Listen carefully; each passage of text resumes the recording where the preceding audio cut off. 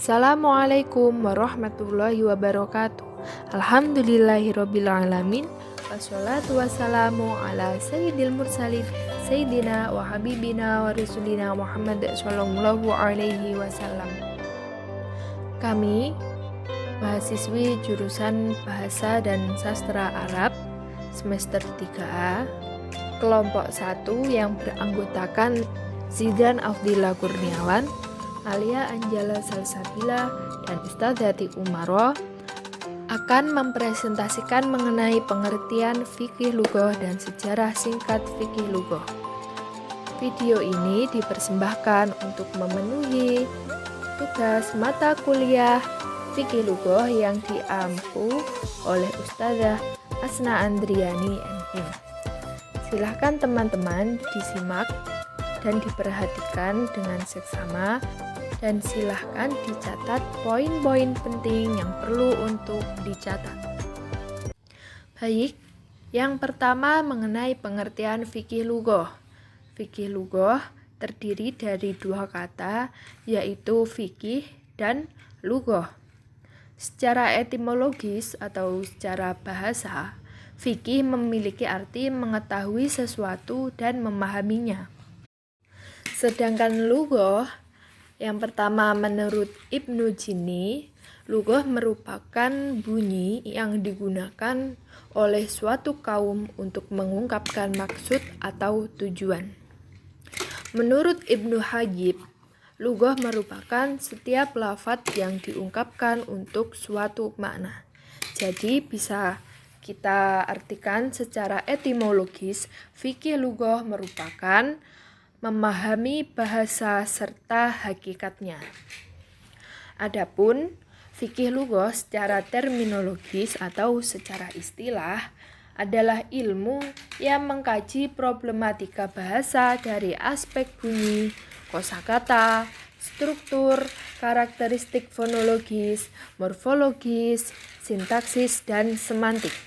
Ilmu ini juga mengkaji tentang dialek serta masalah-masalah yang muncul tentang bahasa. Sejarah fikih lughah. Lahirnya fikih lughah. Pada masa kelahiran Islam terdapat 3 istilah yang muncul berkaitan dengan bahasa: Al-Arabiyah, Al-Nahwu, dan Al-Lughah. Pada masa abad keempat Hijriah, karangan para ulama mengenai masalah kebahasaan mulai muncul. Masa ini dihitung sebagai masa kebangkitan ilmu bahasa. Kebangkitan masa ini diwarnai dengan berbagai karangan kebahasaan dalam perspektif yang berbeda.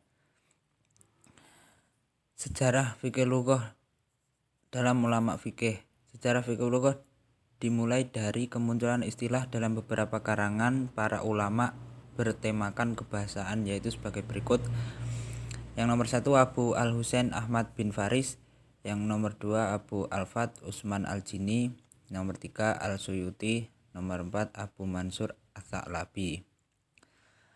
Abu Husain Ahmad bin Faris, beliau telah mengarang banyak kitab yang membahas mengenai bahasa, di antaranya kitab As-Sohibi fi Fiqh Al-Arabiyah wa Masalaituha wa Sunan Al-Arab fi Kalamiha.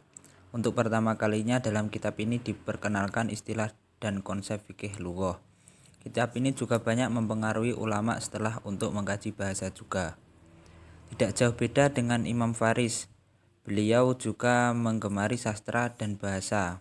Kitab karangannya yang bertemakan fikih al-lughah adalah Al-Khosois dan Siru Sinaah Al-Arabiyah.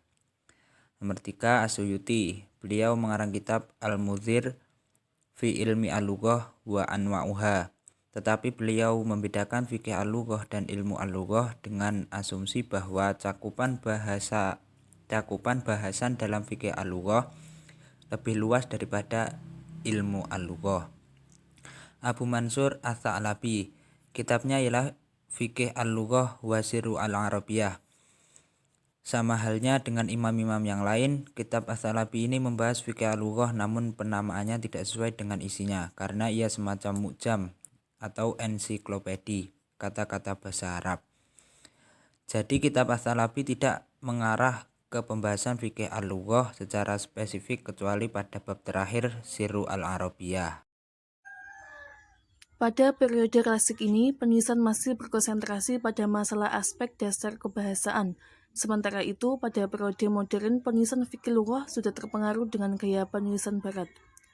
Oleh karena itu, dalam penyajian bukunya ada penulis yang memakai metode barat atau menggabungkan antara keduanya, klasik dan modern. Dari segi pembahasannya pun lebih diperdalam lagi atau langsung membahas pada masalah intinya.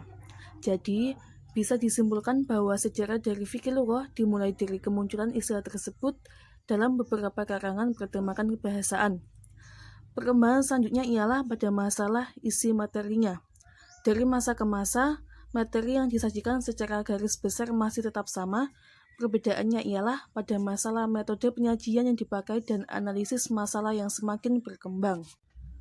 Secara singkat, kita bisa mendefinisikan fikih lughah sebagai sebuah disiplin ilmu yang mendalami bahasa, khususnya bahasa Arab. Jika pada zaman klasik, disiplin ini hanya memperdalam bahasa Arab dari segi keunggulan dan posisinya sebagai bahasa agama. Sementara dalam kacamata modern, fikih lughah adalah ilmu yang spesifikasinya pada sejarah bagaimana bahasa Arab bisa muncul, berkembang, dan menjadi bahasa yang sedemikian dikenal dan awet dengan segala produk kebahasaan darinya. C. Objek dan ruang lingkup fikih lughah. Menurut Tamam Hasan, setidaknya ada 5 objek kajian fikih lughah, yaitu kosakata, perubahan makna dan penggunaan bahasa Arab, perbandingan bahasa Arab dengan rumpun semit lainnya, dialek-dialek Arab dan stilistika, fonologi bahasa Arab, kata-kata fasih dan tidak, baik yang berasal dari modern atau kuno. Tema-tema yang dibahas dalam fikih lughah ialah asal-usul bahasa, karakteristik bahasa Arab, pengetahuan tentang kebiasaan orang Arab dalam berkomunikasi dan uslubnya, fonologi bahasa, macam-macam dialek bangsa Arab dan perbedaannya, sorof, nahwu, semantik, perkembangan semantik dan kemundurannya, istiqoq dan macam-macamnya istirok, tadoh, taruduf dan nahat, ta'rib dan pembahasannya. Kemudian ada mu'jam Arab. Cukup sekian penjelasan dari kelompok kami. Mohon maaf apabila ada kesalahan kata atau penjelasan. Sekian dan terima kasih. Wassalamualaikum warahmatullahi wabarakatuh.